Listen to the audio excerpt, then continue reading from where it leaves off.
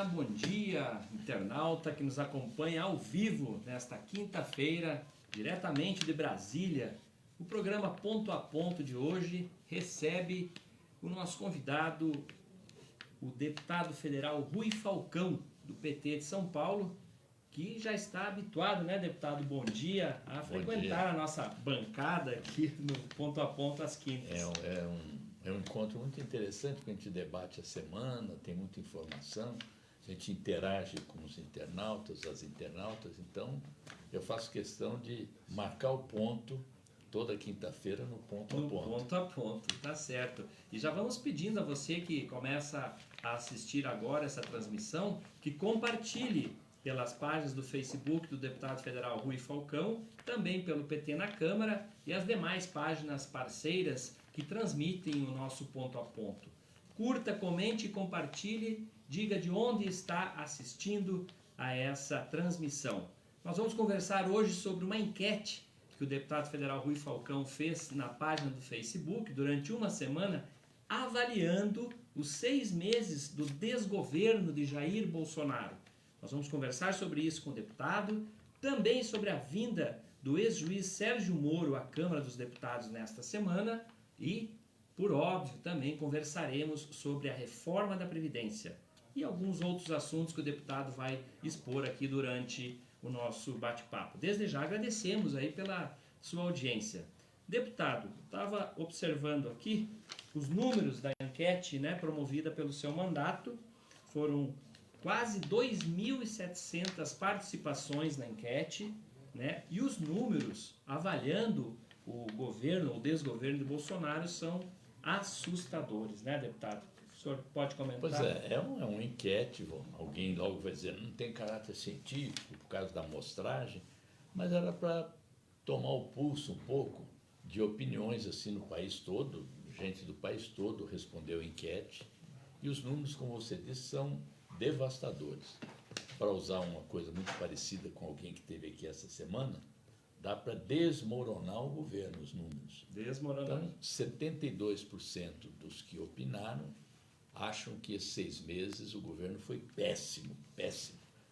27%, muito tolerantes, disseram que o governo é bom, e 1% regular. Ora, em 6 meses, esse tipo de avaliação deveria levar as autoridades a refletir um pouco sobre as políticas que vêm adotando. E quais foram os principais motivos para essa avaliação negativa? O primeiro é o desemprego. O desemprego cresce assustadoramente no país, junto com o aumento da desigualdade, junto com os níveis de miséria, né? Então, por que isso? Porque eles estão fazendo um arroxo brutal, a economia está em queda livre, e isso se reflete na vida das empresas, que deixam de contratar, vai demitindo. Então, o desemprego foi o primeiro fator apontado. O segundo, que está relacionado a esse, é que a economia está estagnada. Já houve 18 vezes que as autoridades do Banco Central, que medem e fazem projeções de economia, que começaram com quase 3%, e agora as previsões para o ano estão em 0,8% de crescimento. E eu acredito que nós vamos chegar, infelizmente, a continuar essa política perto de 0,1%, configurando uma recessão perigosa no país. E o terceiro ponto, também mencionado, é a falta de investimento. Quer dizer, sem investimento, tem obras paradas, a construção civil está sem demanda, o Minha Casa Minha Vida praticamente acabou, tem conjuntos residenciais do Minha Casa Minha Vida estão construídos e não foram pagos. Então, é preciso urgentemente mudar a política do país, mudar a política econômica, valorizar os salários, criar oportunidade de emprego, distribuir renda e fazer uma reforma tributária. Sem dúvida. Nós estamos conversando ao vivo com o deputado federal Rui Falcão, do PT de São Paulo. O deputado está analisando neste momento uma enquete realizada pela sua página do Facebook, em que os internautas avaliaram como péssimo o governo de Jair Bolsonaro, em sua grande maioria, mais de 70%. Só complementando os números aqui, deputado, são 1.900, né, que comentaram que o governo de Jair Bolsonaro... 1.900, péssimo. Né? Péssimo, né? 700 e poucas pessoas que é bom e 20 20 e tantos internautas que acham regular.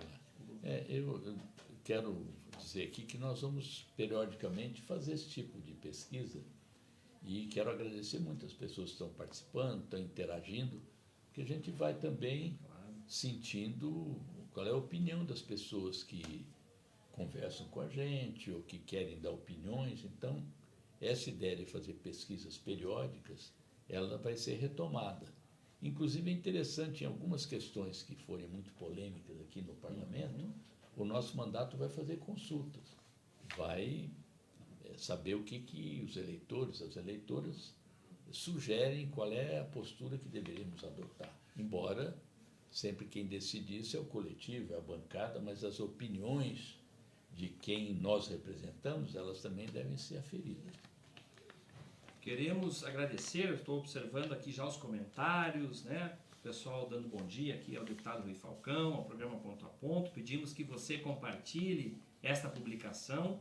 E esta forma de fazer política que o deputado Rui Falcão apresenta é muito importante, porque o mandato quer ouvir as pessoas. A enquete é uma forma, de fato, né, de poder dar voz, né, às pessoas que, obviamente, querem participar, né, ter presença no mandato também do deputado Rui Falcão.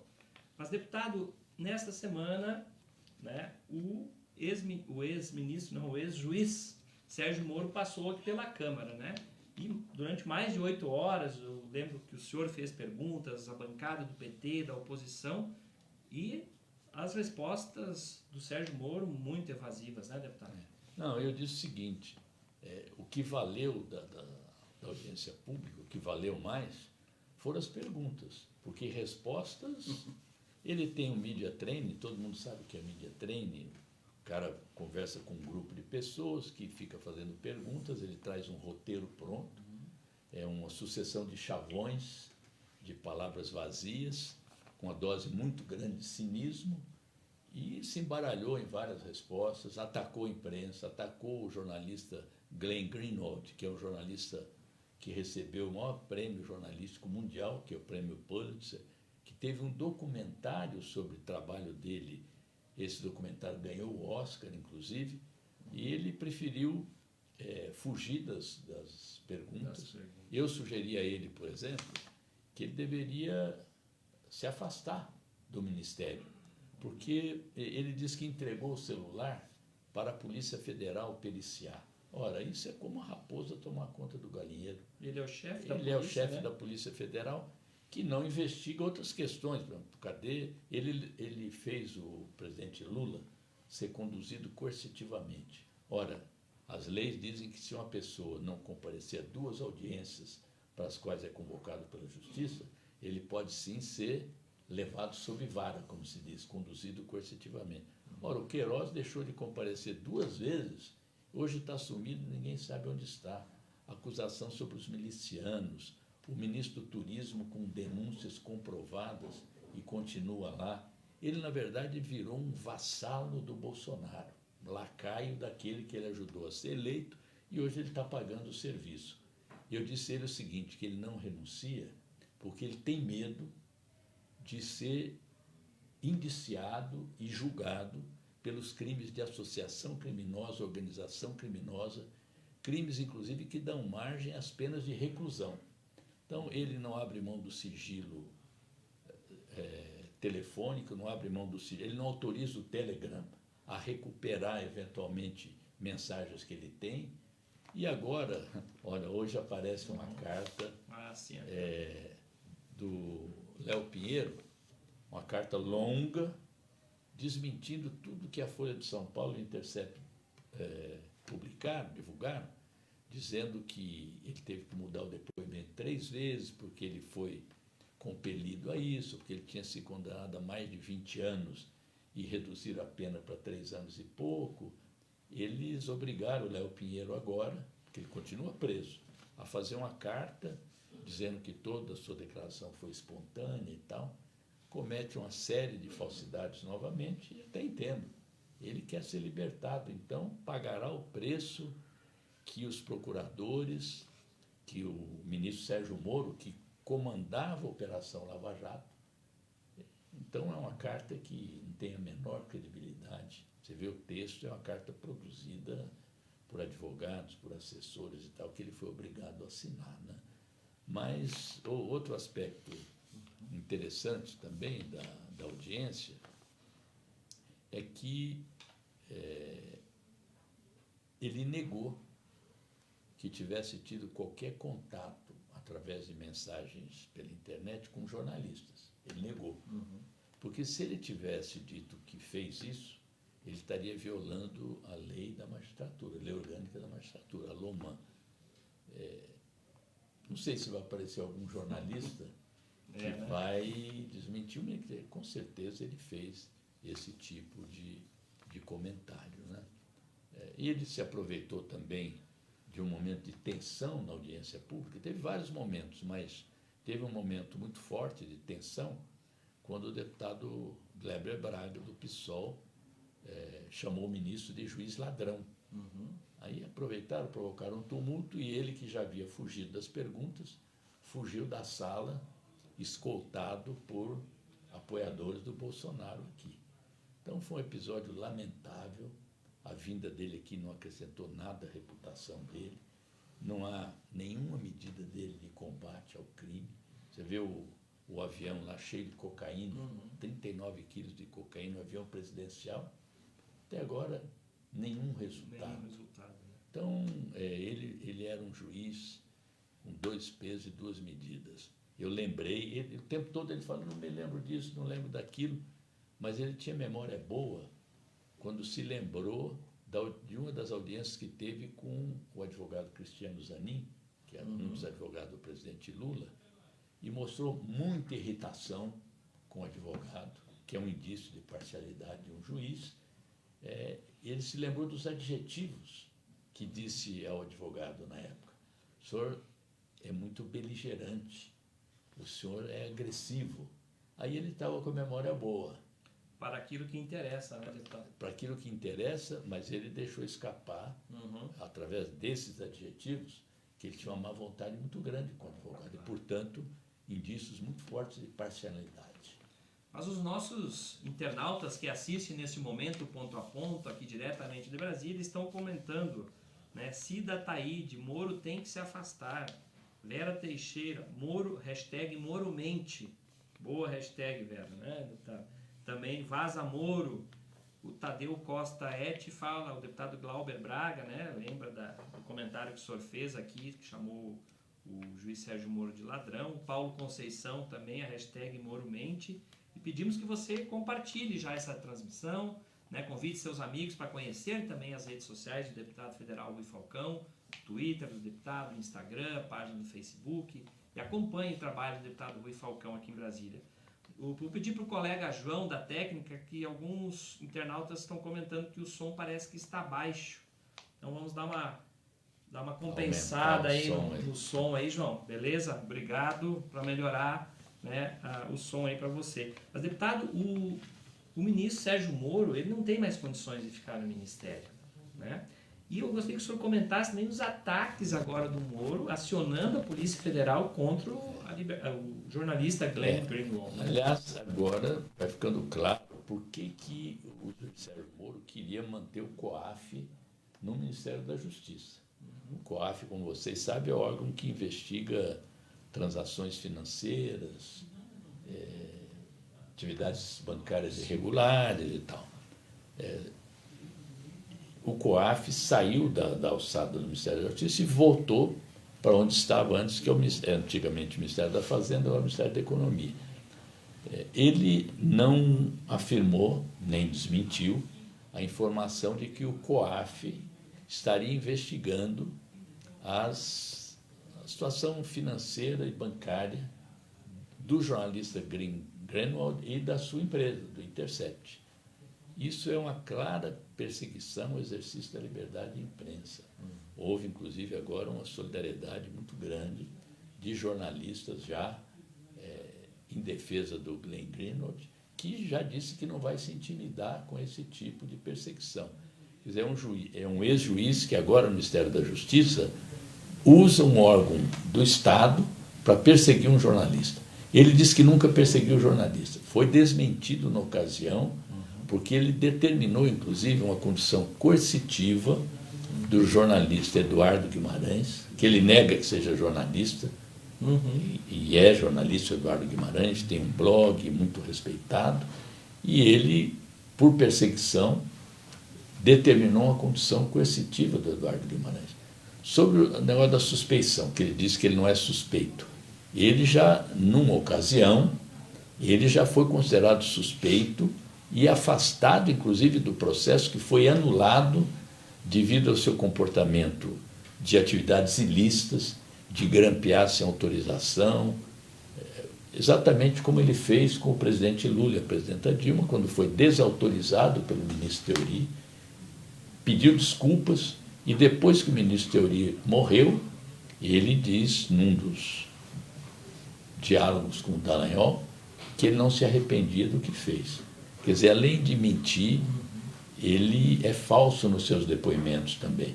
Quer dizer, e esse negócio de pedir desculpas, ou escusas, como ele diz, o ministro Onyx Lorenzoni confessou que fez caixa 2, pediu desculpas e ficou por isso mesmo. Nós estamos ao vivo com o deputado federal Rui Falcão, aqui o Ronaldo Marques mandando um abraço lá de Guarulhos, São Paulo. Cida Ataíde dizendo que o Moro tem que se afastar, essa eu já tinha lido aqui. A Vera Teixeira fazendo uma exaltação ao trabalho de Intercept Brasil. Lourdes Ferreira, bom dia. Rui Falcão, Deus no comando. Bom dia aí para o senhor.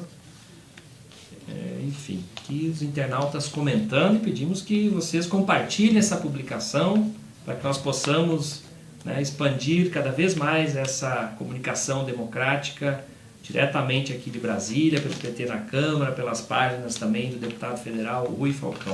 Mas, deputado... Se a gente fizesse uma enquete perguntando se o Moro deve continuar ou se afastar, o que será que seria o resultado, hein? Qual seria o resultado? Porque as pesquisas mostram, inclusive, né, a confiança... Queda muito grande da popularidade dele, do mito e tal.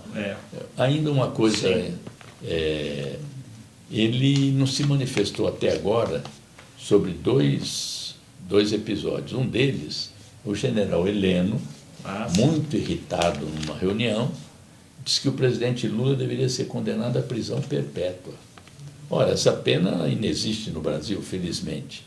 O ministro da Justiça tem obrigação de vir a público e dizer, olha, o Brasil, a Constituição brasileira, as leis do país não prevêem a prisão perpétua. Mas ele silenciou. Da mesma maneira, nas manifestações do fim de semana, que foram muito menores do que as anteriores... Cada vez menores, né? E que apoiam... alguns apoiadores dele, do governo Bolsonaro, pedem também o fechamento do Congresso e do Supremo Tribunal Federal. Ele disse que eu ouvi e eu agradeço.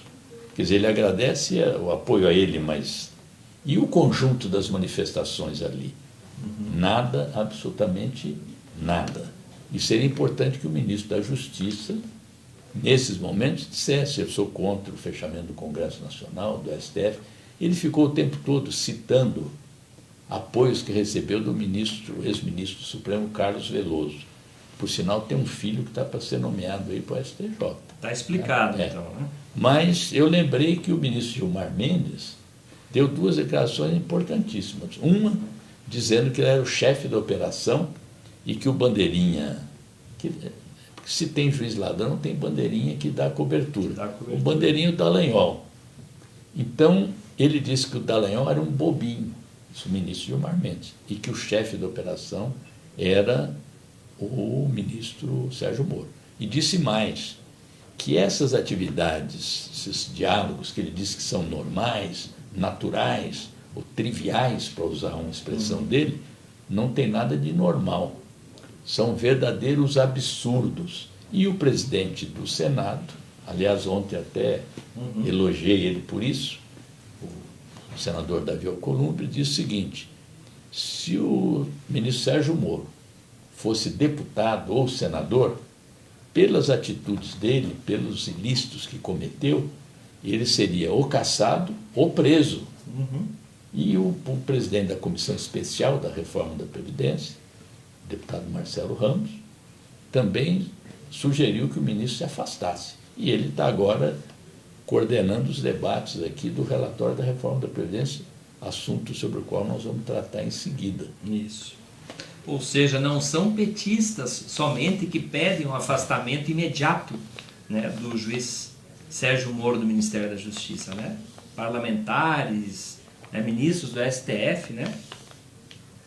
E ele vai ser julgado, ele disse que não vai ser julgado, não é ele pessoalmente, mas ele como suspeito ou não, em agosto, pela segunda turma do Supremo Tribunal Federal. Ele que se cuide.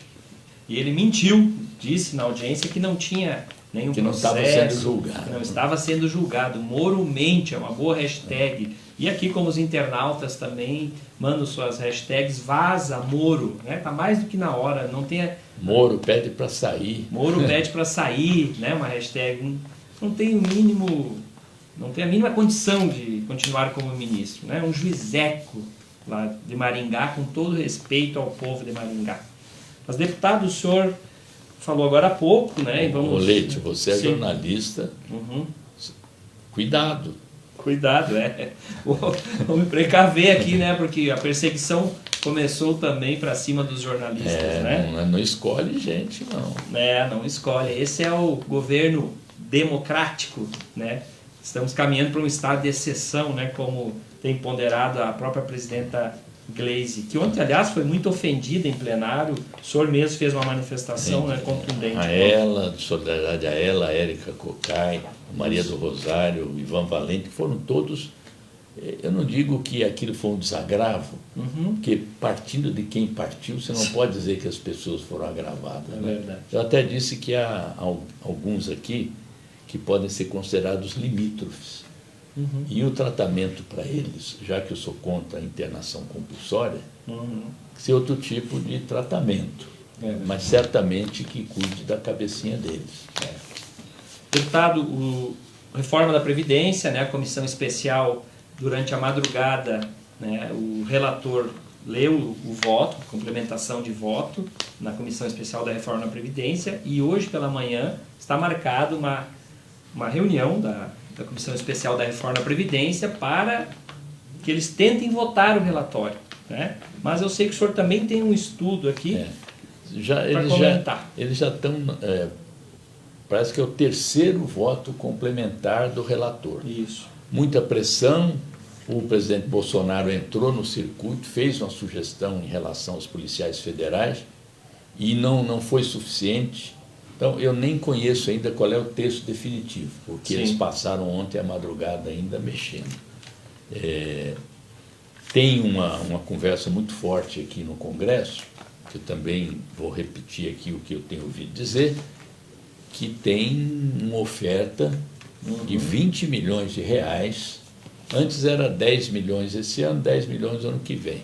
Agora parece que a proposta não foi interessante e seriam 10 milhões já liberados em emendas antes da votação do relatório, mais 20 milhões depois para votar o relatório em plenário.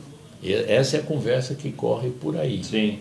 E como as pessoas também desconfiam do governo, parece que a questão que corre é que esse pagamento teria que ser antecipado, ou seja, as emendas, e não são aquelas emendas legais, constitucionais do orçamento impositivo.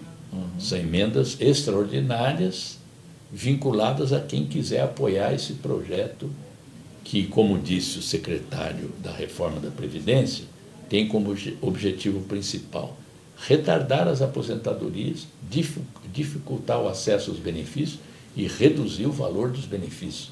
Essa é a matriz do relatório que, longe de combater privilégios, está tirando a maior parte da suposta economia daqueles que ganham, no máximo, até 2 salários mínimos. Esse é o que está inalterado no relatório, com 3 modificações já.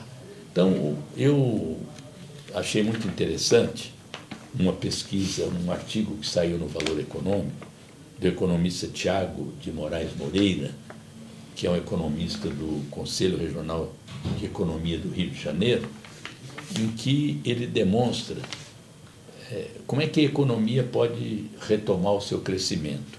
Ela depende de investimento, ela depende de investimento em infraestrutura, porque a construção civil está parada e a construção civil gera muito emprego, mas ele faz um estudo sobre o que são os multiplicadores da economia, ou seja, o que cada produto, cada área, quando você investe R$1, quanto que esse real vira lá na frente em termos de agregação de valor.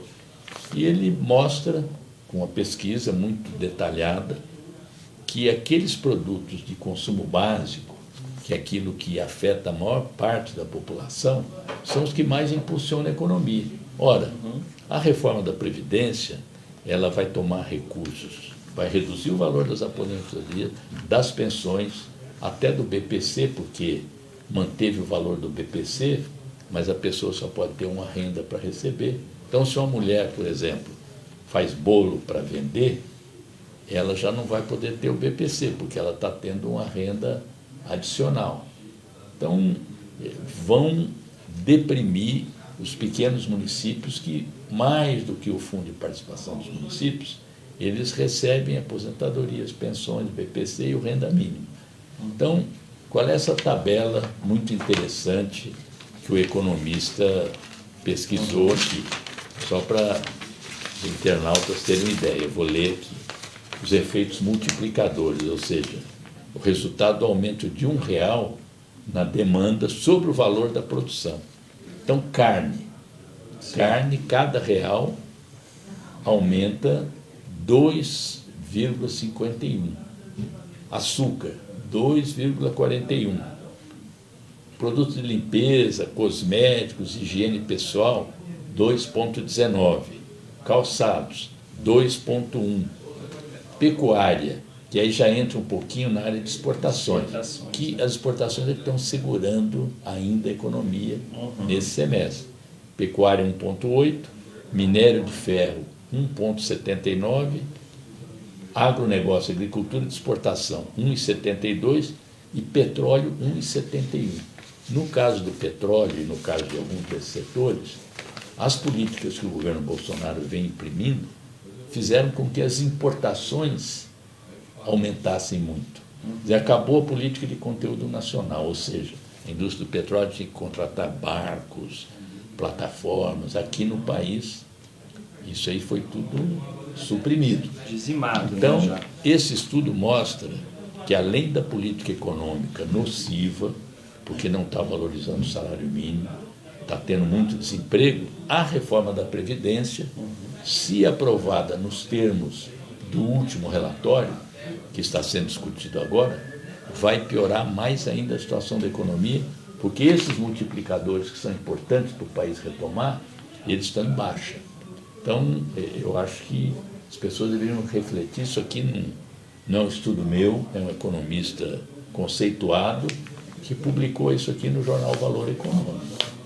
Nós estamos ao vivo com o deputado federal Rui Falcão, do PT de São Paulo, conversando sobre vários temas, entre eles agora a reforma da Previdência, que nesta manhã a Comissão Especial está reunida e poderá votar o relatório que modifica completamente, né, o sistema previdenciário brasileiro. Como o deputado comentou e vai ainda discorrer um pouco mais, esta reforma, aqui eu até vou ler o seu Twitter aqui de ontem, deputado, no Twitter do deputado Rui Falcão. A chamada nova reforma atinge o velho alvo. Esse governo ataca os pobres enquanto propõe um projeto que protege os mais ricos. É muito claro, né, deputado, no seu Twitter. Tá, e é evidente que é isso que está acontecendo, porque as pessoas, não, o relatório melhorou um pouquinho e tal.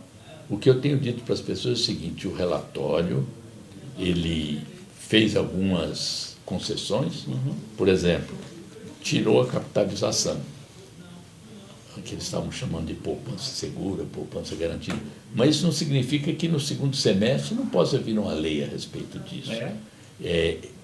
Ele desconstitucionalizou direitos e constitucionalizou obrigações, ou seja, tirou da Constituição itens que garantiam direitos para as pessoas e está pondo na Constituição obrigações que depois dificilmente serão removidas porque vai precisar de emenda constitucional.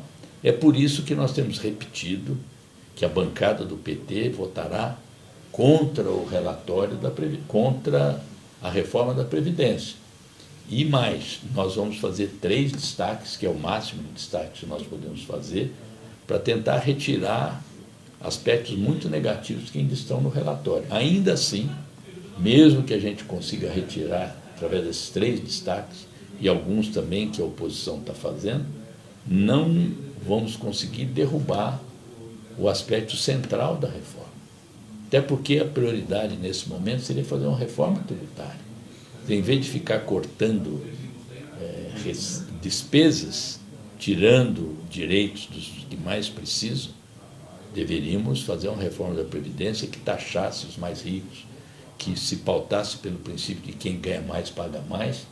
E o projeto de reforma de Previdência que foi mandado para cá até agora não trata desse assunto, embora proponha unificação de tributos, simplificação tributária, mas nós queremos mais. Nós queremos que alivie, inclusive, os produtos do consumo. Que o imposto do consumo é muito pesado no Brasil. E se você alivia o imposto do consumo, as pessoas podem ter mais alimentos, mais roupa, esses produtos que eu citei aqui, que são multiplicadores na economia. Perfeito.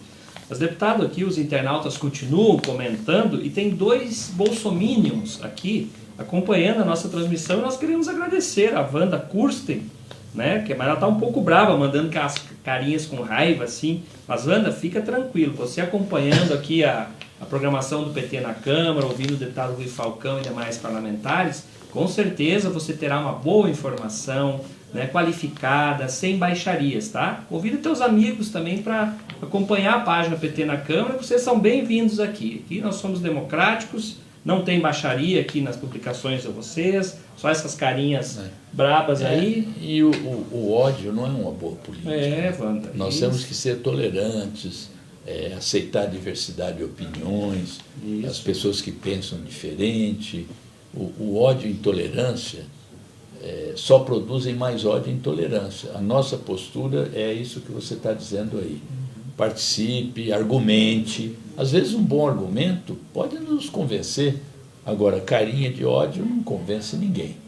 Inclusive o bolsominion também, o Gerson Schwartz, fez vários comentários aqui e teve uma resposta aqui do internauta, né, do Tadeu Avaruanda Ete, respondeu para o Gerson, porque o Gerson falou em Partido Laranja e tal, e o internauta Tadeu respondeu para o Gerson bolsominion.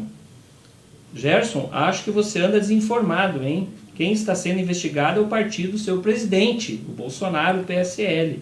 Ele tem uma enxurrada de laranjas. Lembra da Val do Açaí? Gerson Schwartz, obrigado pela audiência. Aprende aqui um pouquinho mais democraticamente com os deputados do PT que passam por aqui. Tá bom? Deputado Rui Falcão, nosso tempo passa rápido, né? Esses 30 minutos, né? O senhor gostaria de fazer aí novas considerações? Fica à vontade. Esperar que a gente possa estar aqui a semana que vem novamente e que as pessoas continuem a participar. Eu acho que é importante todas as manifestações que a gente tem recebido de apoio à liberdade do presidente Lula. Tem muita gente se manifestando, ainda mais depois dessas revelações do Intercept Brasil, que não há nenhuma razão para o presidente Lula, que não cometeu nenhum crime, não há nenhuma prova contra ele, continuar preso. Ele é um preso político e, portanto, nós queremos a libertação dele o mais rápido possível. A Ana Luísa Amaral Sguario diz o seguinte: Rui Falcão, dando uma aula, bom para as pessoas entenderem. O Marcelo Souza diz: boa, com educação, vocês são demais.